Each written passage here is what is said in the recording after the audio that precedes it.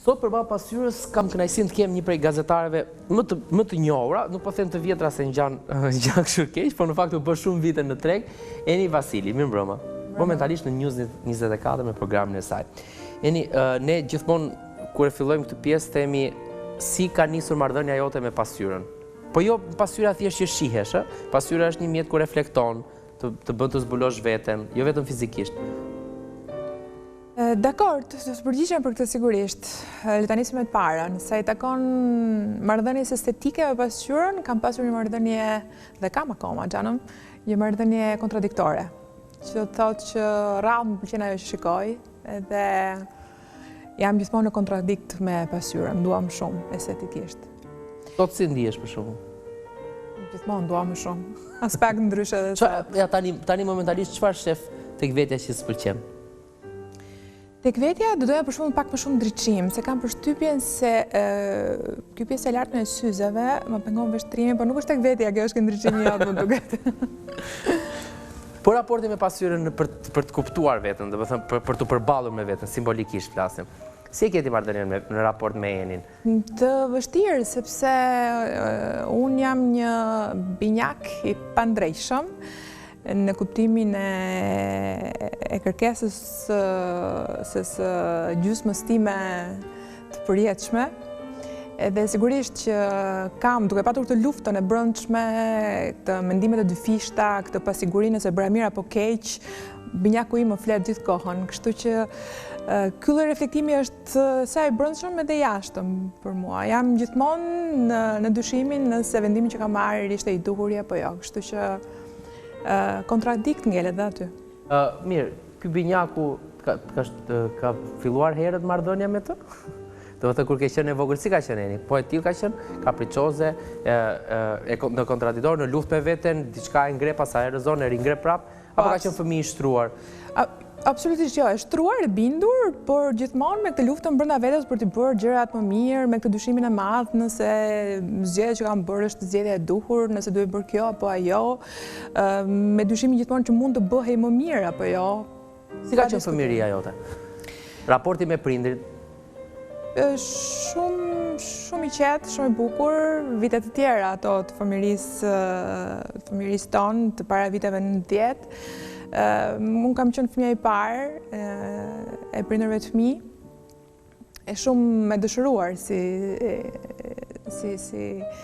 ardhje në jetë dhe kam patur një fëmijëri të lumtur, mund të them, kur i rikthehem tashmë me kujtime, një dedikim absolut të nënës time, që më duket sikur që atëherë nuk ka ndryshuar kurrë, përkundrazi, dhe ndonjëherë kjo bëhet edhe problem. Me një dashuri të paepur nga i matë edhe me një përkujdesje deri në dhimbje të tyre për çdo gjë. Dhe kjo gjë vazhdon akoma. E ndjen veten që ke qenë e përkëdhelur? Po. Je krenare për këtë fakt apo mendon që ndoshta pak më shumë ashpërsi do të bënte mirë? Jo, ta kanë ditur të janë edhe të ashpër atëherë kur është dashur. Është një pasuri shumë e madhe përkëdhelja e tyre.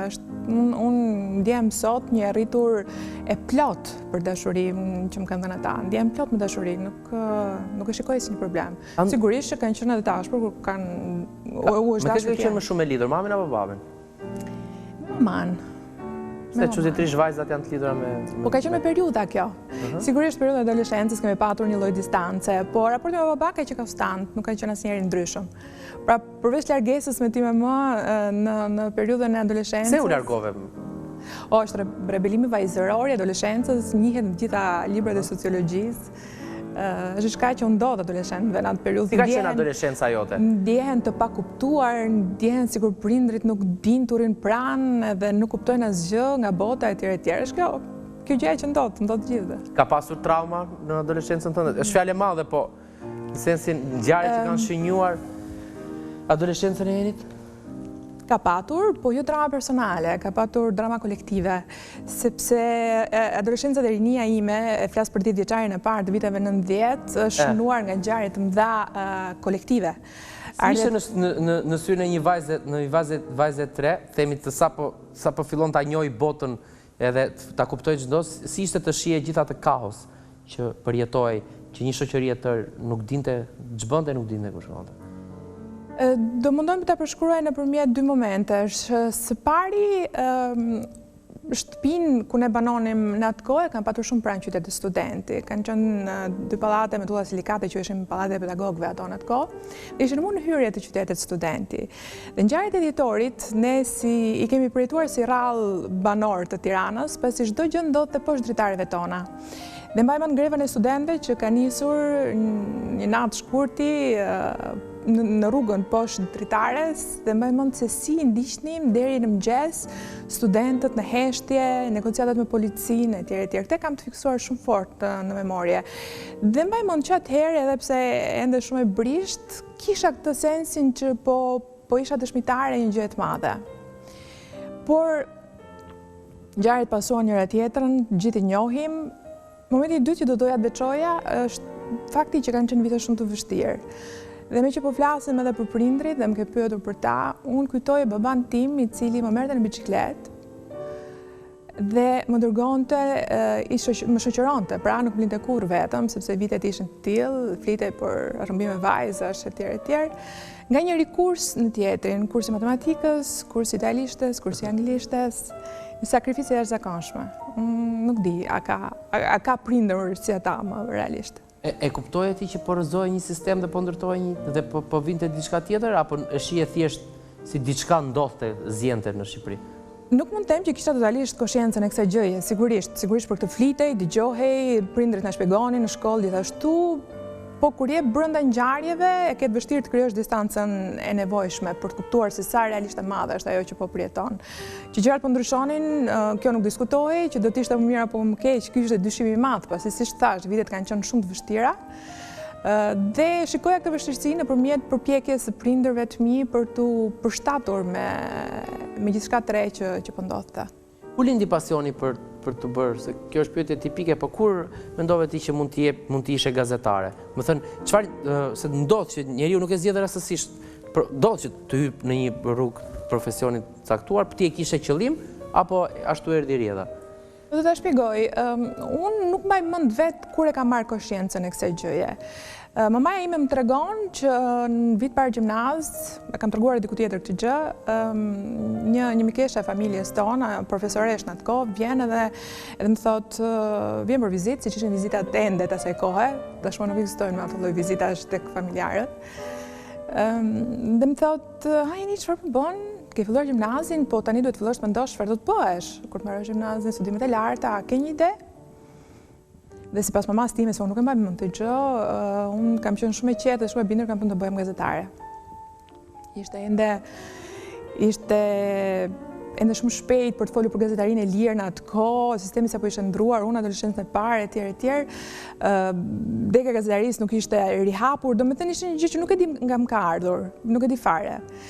Më pas një seri koincidencash më ka afruar me televizionin, po kam qenë e qartë së brendshmi në këtë gjë, që ishte një gjë që doja ta bëja gjithmonë, dhe unë e kam bërë për zgjedhje, e kam bërë absolutisht për pasion. Është ndokush apo mund të jenë disa persona që ti ndoshta edhe s'ua ke thënë apo mund t'ia kesh thënë që i falenderon që të kanë ndihmuar, të kanë dhënë një dorë. Njeriu ja del vet gjithmonë, po gjithsesi për disa rrethana është dikush që i jep një dorë, themi, apo i krijon një mundësi, ja provon talentin. Për ty kush ka qenë? Sigurisht, sepse talentuar mund të ketë shumë, po gjithmonë ke nevojë për mundësinë të krijohet. Po unë do të them një emër, për shembull regjizori Ylli Pepo, është i pari i cili më ka afruar me botën e televizionit. Në atë kohë Ylli ka qenë regjizori i emisioneve të Paradites në televizionin shqiptar, televizioni vetëm i asaj kohe. Dhe kur unë kam konkuruar më pas për gazetari, ku edhe nuk fitova. Nuk fitove? Jo. Pse? Pse? Do të diskutojmë edhe për këtë, do më pyesësh. Isha dhe profesor në atë kohë, dhe pasi pa dëshpërimin tim, po dhe për kushtimin, unë kisha punuar me Yllin gjatë gjithë verës për të arritur për të marrë konkursin e gazetarisë, i cili më pas u bë një tender, më tha që më kisha thënë që ti duhet të bësh patjetër shkollën për të bërë gazetare, kështu që edhe fillojmë punojmë. Edhe fillova të moderoj emisionet e Paradites, ishte ora 12. A ka qenë dalja e parë televizive? Ajo ka qenë. Sa vjeç ke qenë? Kështu që Ylli është nga njerëzit që më ka ofruar profesionin. Sa vjeç ke qenë ti atë? Nuk e mbaj më të mirë, mund të kem qenë dikush 17. 17 vjeç. Po njerëzit penguan. Ka pasur njerëzit kanë penguar për të bërë arritjen dhe sa shumë. Dhe mos më kërkoj një, janë shumë. Mi dakord, Besoj në çdo profesion. Sigurisht, emra nuk do thuash, po a ka pasur momente kur ata kanë fituar ku drejt teje në sensin që ja kanë arritur të pengojnë? Sigurisht. Dhe si ke reaguar? Je bërë akmarrëse, je mërzitur, ja u ke thënë në sy, ke pritur momentin kur ti kundër përgjigjesh, çfarë ka ndodhur? Jo, nuk jam akmarrëse. Jam përpjekur të vazhdoj rrugën time. Asgjë tjetër. Asgjë ati lloji që përmendë deri tani. Jo, nuk kthehem, nuk përgjigjem, nuk akmerrem. Asgjë nga këto nuk është pjesë e karakterit tim. Sigurisht trishtohem kur shikoj keqdashje, jo dashamirësi, jo sinqeritet e gjëra si këto, por më motivon për të ecur, për të parë rrugën time. Mendon se je plotësuar profesionalisht? Po, deri diku po. Sigurisht ka shumë gjëra për të bërë, po, jam e kënaqur. Cila është për ty, të më thëmë, gjëja më e mirë që ke bërë ti në gazetari dhe në zanatin tënd, le të themi? Që, okej, çdo kush ka atë, gjithmonë kur i kthehet gjërave që ka bërë, thotë këtë ta kisha bërë këtu, po jo një gjë që ti nuk e prek, thua kjo është gjëja më e mirë që kam bërë, është puna më e mirë e ime. Shiko, unë jam munduar çdo ditë që të bëj më të mirën timen, edhe kam të vështirë të veçoj gjëra të tilla. Kam qenë moderatore shumë emisioneve, kam realizuar shumë reportazhe. Se një gjë që e kemë për zemër është, mund t'jetë dhe shumë e vjetër, mund t'jetë shumë para në kohë kur ndoshta ti mund mos kesh qenë në kulmin tënd, por ti ke qenë një gjë që thua këtë e kam bërë mirë, për një arsye që ti e di. Atë po thoja, mund të ndaloja në shumë të tilla, po ja për shembull, unë po të them një gjë në të cilën në një farë mënyrë ti e bërë pjesëmarrës me emisionin tënd, po të them që kam bërë mirë që kam ndërmarr kauzën për të mbrojtur një kategori sociale, kategorinë e të miturave të përdhunuara, siç është rasti i Nazime Vishës, unë di që ti e ke takuar. Nuk ka pse shkoj shumë larg sepse unë kam vërtet do më duhet të ndaloja në kujtesën time për gjetur raste të tilla, po ky për shembull është më i freskëti. Unë tashmë e shoh profesionin tim si një lloj vokacioni, nuk e shikoj thjesht si një profesion. Ulesh mbas një tavoline dhe aty konsumon ditën tënde të punës. Ndjen përgjegjësi ti si gazetare? Domethënë, se kam përshtypjen me kalimin e kohës zhvillohet, ti the shoh si vokacion. Ndjen përgjegjësi për atë që ndodh në Shqipëri? Dihesh dhe vetë përgjegjëse? Apo e sheh veten distancuar dhe okay, unë thjesht bëj punën time, raportoj atë që ndodh, njerëzit përplasin idetë e tyre në programin tim dhe kaq. Apo ndjen dhe ti themi gëzimin apo i dërimin si pjesë e këtij realiteti për gjërat që ndodhin? Nuk të ndjej si gazetare, ndjej si qytetare, nuk diskutohet kjo gjë. Unë mendoj që kam patur fat në profesionin tim, edhe thjesht për faktin që arrita ta kem këtë gjë, sepse ka qenë një pasion shumë i fortë i imi, dhe thjesht fakti që unë arrita ta realizoj këtë lloj pasioni dhe ta kthej në profesion për mua është një fat. Edhe këtë fat që kam patur mundohem, mendoj gjithmonë se që duhet të jetë një mënyrë t'ia kthej disi publikut, t'ia kthej disi shoqërisë. Unë ndjej dashurinë e publikut, e ndjej mbështetjen, e ndjej që më ndjekin. Edhe kur përqafoj të tilla kauza, si ajo që sapo të përmenda, unë mendoj që është një mënyrë që unë t'u kthej mirënjohjen që kam. Sigurisht që ndjehem pjesë e problematikës, përgjegjëse për sa mundem, përgjegjëse për gjërat që nuk mund të realizoj, që nuk mund të them, të vërtetat që i shoh dhe nuk di t'i përkthej. Ndjehem shpeshherë dhe pafuqishme, ndjehem shumë likë. Cili është momenti që ke thënë, okay, se të pyeta për punën më të mirë dhe the kam shumë, po momenti që ke thënë kësaj radhe dola bluff. Diçka që të ka dalë jashtë parashikimeve dhe nuk është bërë fare, po fare ashtu siç ke dashur ti. Po edhe rasti cilin përmenda, në përfundim ende nuk është realizuar ashtu siç do doja unë. Unë nuk mund ta quaj një bluff, përkundrazi. Ishte një akt se takon gazetarisë i plot nga ana ime, për të mos thënë që nisma ishte një niveli të lartë për shkak të emrave që e përfaqësuan atë që nga Ismail Kadare deri te drejtori Agolli, por fakti që ajo nuk u realizua në finale për arsye që ndoshta publiku i njeh, për mua është një gjë që ende ka mbetur aty, është pezull. Hym pak më thellë tek profesioni. Ajo që ndodhi në Francë, ju ishit vetë në Paris, ditën e omazheve. Çfarë shih atje? Shihja francezë traumatizuar, shihja shumë trishtim tek ata, por edhe klasën dhe elegancën e parizjenëve për të përballuar me shumë dignitet me këtë lloj ngjarje. Më kujtohet që në momentin që vajtëm të vendosim lule në memorial, që ishte shumë pranë zyrës redaksisë Charlie Hebdo ku ndodhi gjithçka, më ofrua një grua, një meso grua dhe më pyetën frëngjisht nga vini.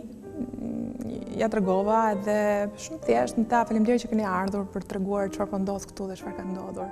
Edhe kisha shumë fisnikëri në mënyrën se si më drejtua pa më njohur, pa ditur se kush ishim. Këta ishin parizienet asaj dite me lot në sy, dhe ndërkohë që parakalonin atë marshimin e heshtur. Ishte frikë? Ndjej frikë atij apo ndjej çudi apo tronditje? Tronditje. Nuk ishin patur ende kohë, mendoj, për ta elaboruar, për ta çuar deri në frikë, po tronditje. Pas asaj ngjarje, beson që bota do ndryshojë, do ketë agresivitet, do ketë eskalacion dhune, rritje dhune dhe përplasje? Rrezikun e islamofobisë e parashikojnë sot analistë shumë në zë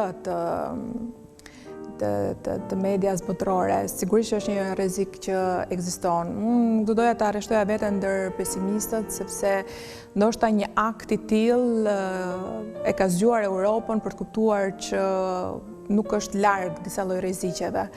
Dhe shpresoj që ky akt sjellë më tepër siguri për Europën sesa mungesën e bashkëtesës, por sigurisht risku i atentateve tjera apo dhe islamofobisë ekziston dhe është shumë i fortë. Është detyrë Europës pastaj për të përballur me këtë. Duk ty personalisht, ecja krah për krah e drejtuesve të besimeve fetare në Shqipëri. Domethënë, u ndjeve krenare apo e pesi një? Tek ne u komentua në disa forma, u komentua edhe si një lloj pati deri aty sa u quajt karnavale. Ti që ishe edhe atje, si e përjetove? Më ka ardhur keq në fakt kur i kam lexuar të komente në media. Më ka ardhur keq kur lexova një pend të njohur dhe vlerësuar shumë nga ana ime, siç është Ardian Febiu, që i quajti karnavalet të Shqipërisë. Mendoj ndoshta thjesht nga distanca. Febiu nga Amerika, 4 profesuesit e besimeve në Paris, ndoshta nga distanca është keq kuptuar. Sepse të them të drejtën, gjithçka mund të ishte përveç se një tallje e tillë ajo që ndodhi në Paris.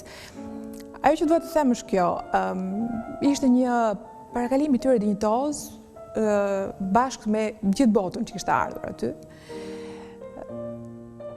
Simboli i tyre ishte rëndësishëm. Askush nga parizienet nuk kuptoi nëse ata vinin nga Shqipëria apo jo, apo nga ndonjë vend tjetër. Ata pan 4 kostume fetare, 4 besime, të kapur për krahu, dhe nuk ishte rëndësi fare se nga vini, rëndësi kishte se çfarë ata përfaqësonin. Çfarë ka për karnavale këtu? Pse kemi këtë tendencën gjithmonë për të shkatruar çdo vlerë që kemi ose për ta mitizuar edhe kotësinë më të vogël? Unë e pash me shumë simpati. Në momentin e parë u surprizuam gjithë grupi gazetarëve, sepse ishte totalisht spontane. I gjithë bulevardi Voltaire, sa herë që ata ndronin rrugë apo ndronin segment marshimit, shoqëroheshin me duar trokitje. Kjo nuk është një gjë që të lë indiferent, po askush të nesme nuk tha që Shqipëria e vogël u bë shembull etj. Këto, të paktën nga ne kam fjalën, sepse u akuzua që gazetarët që ishin në Paris të egzaltuar e shitën këtë si një gjë. Askush nga ne nuk e bëri këtë. Unë kam raportuar për televizionin ku punoj, për News 24 dhe e kam përshkruar të gjithë ngjarjen si një gjë mjaft spontane dhe një simbolik që i duhej Parisit atë ditë, edhe që parizienët e duar trokitën duke thënë ne duam këtë gjë, ne na pëlqen ky simbol. Nuk jam fare dakord me gjitha komentet që kanë dashur ta denigrojnë. Tani, duke qenë dhe atje, duke prekur dhe realitetin fund fare, aty humbën jetën gazetar, u vranë në mënyrë barbare, u ekzekutuan gazetar. Dhe jam i bindur që e ke menduar, pavarësisht se ne jetojmë në një realitet krejt tjetër, dhe sigurisht që jeta e gazetarëve pretendohet që nuk është në rrezik. Nuk i diet asnjëherë. Nuk i diet asnjëherë, po themi probabiliteti është i ulët, dhe shpresojmë të jetë sa më i ulët. A ja vlen të rrezikosh jetën për profesionin tënd? Ja ke bërë këtë pyetje vetes mbas asaj ngjarje ose më përpara? Unë e kam bërë dhe më përpara. Edhe? Siç të thash, unë jam një dëshmitare e hershme për shkak të faktit që kam filluar të merrem shumë herët me gazetarinë, e ngjarjeve të vështira në Shqipëri. Për shembull, 1997 ka qenë një vit shumë i vështirë për të gjithë shqiptarët, nëse të kujtohet, hapja e depove të armëve, marrëzia kolektive, etj. Unë kam qenë shumë e re, jepja atëherë në mos gaboj lajmet e edicionit 20. Mundohesha gjithmonë në gjama e madhe, blija ato gjaketat, 2 numra më të mëdhenj që të ngjaja diçka më e madhe se çisha. Sa vjeç ke qenë kur je filloi? 20 e diçka, 20, shumë nga 20, 21, nuk kujtohet tani. Ndërkohë isha në shkollë, isha në fakultet, dhe jepja dhe lajmet qendrore të orës 20, orës 16, 22 alternoheshim me teftaradin, edhe sigurisht dilte tefta, dilja dhe unë, kisha të vrapin e madh. E vuaje faktin që isha aq e vogël? E vuaja, sigurisht e vuaja, se më duke vetja kështu sigurisht e pabesueshme. Dhe modelet ishin këto, më kupton, ishte teftaradi, Dimitur Gjoka, dhe mundohesha të dukesha gjithmonë më madhe. Por ajo që po thoya është një tjetër, ne jepnin lajmet në atë kohë me leje të jashtëzakonshme qarkullimi. Dhe kanë qenë një të pakta rastet kur policia e Tiranës mbaj mend edhe emrin e drejtorit Pashktusha, nuk e di pse më është fiksuar kjo gjë, si fytyrë nuk e mbaj mend, po mbaj mend emrin.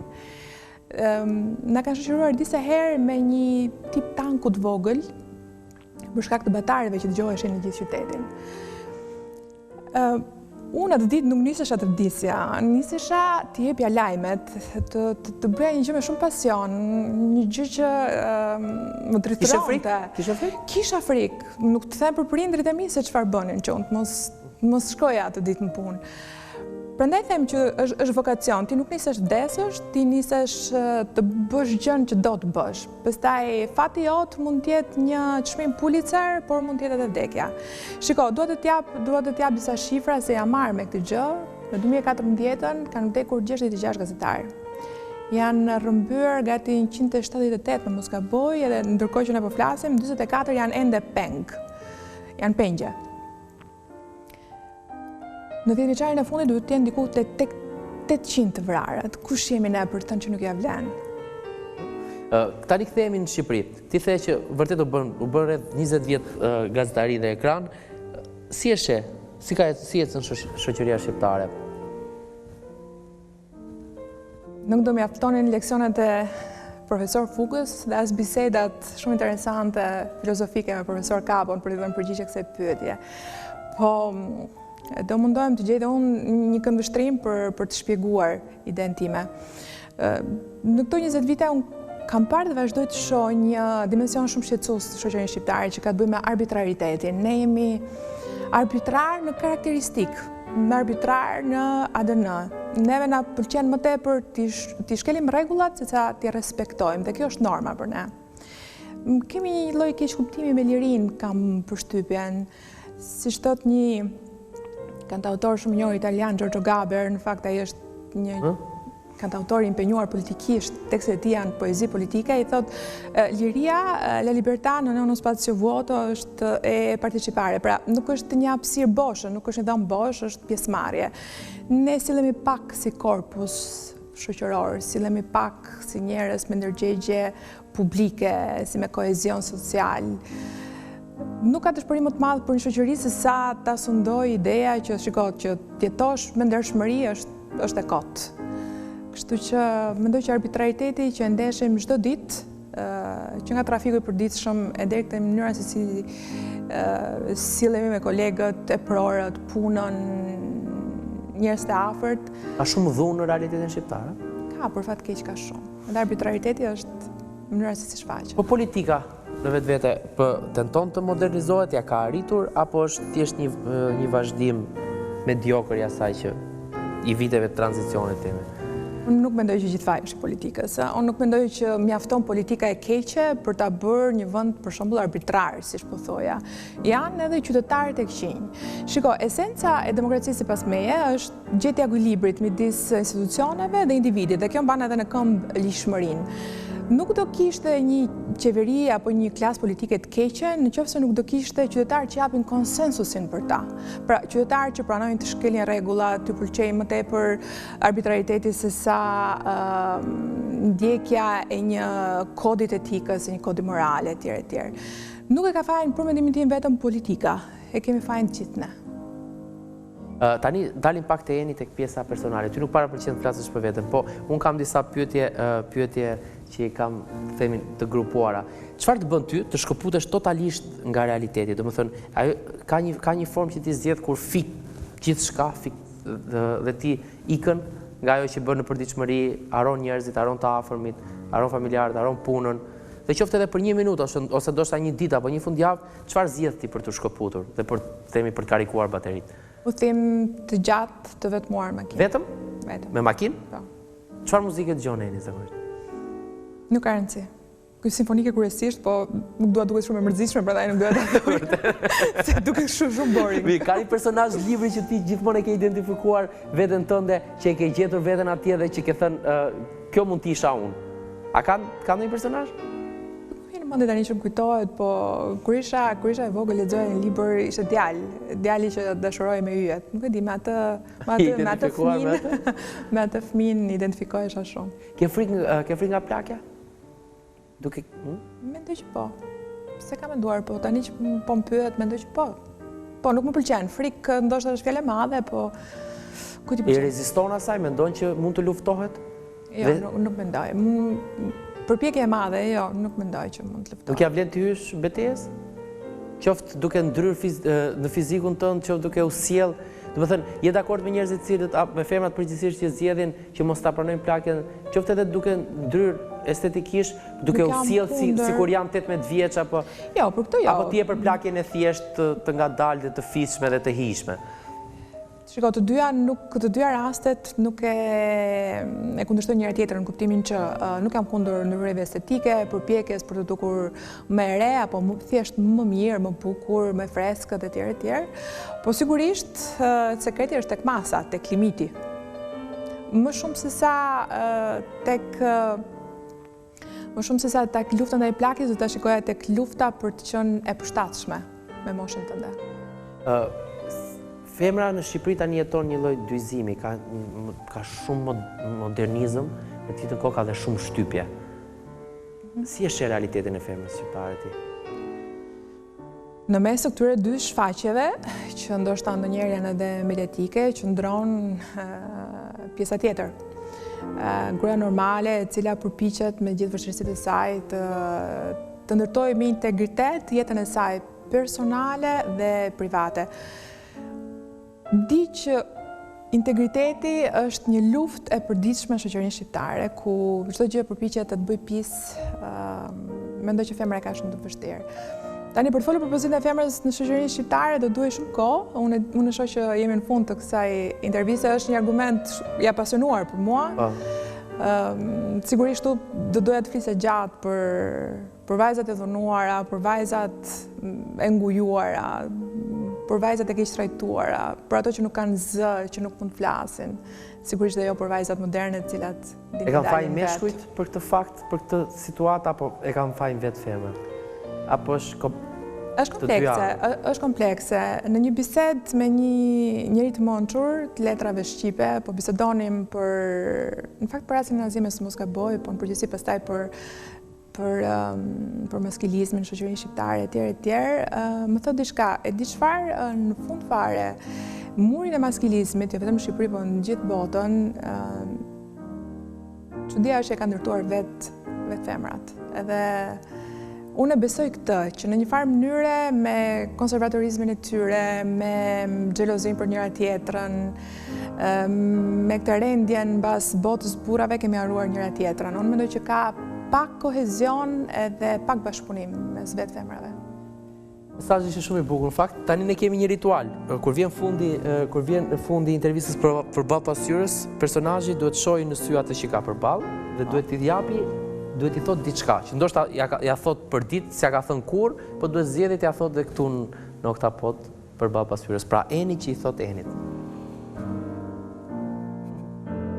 Nuk më kishit përgatitur për këtë pyetje. Sigurisht. As për tjerat, po sidomos kjo kishte nevojë. Do të duhet i thoja asaj vajzës se vjet parë gjimnaz që tha atë frazën e famshme, unë do bëjmë gazetare. Do duhet i thoja që jeni ti e gazetare. Elegancë, sharm, elokuencë, gazetare. Pra, bota e gazetarisë nuk është detyrimisht vetëm e meshkujve, por ka dhe femra që e bëjnë mirë atë. Ishte kënaqësi që të kisha sot përballë pasqyrës, ishte Eni Vasili. Faleminderit.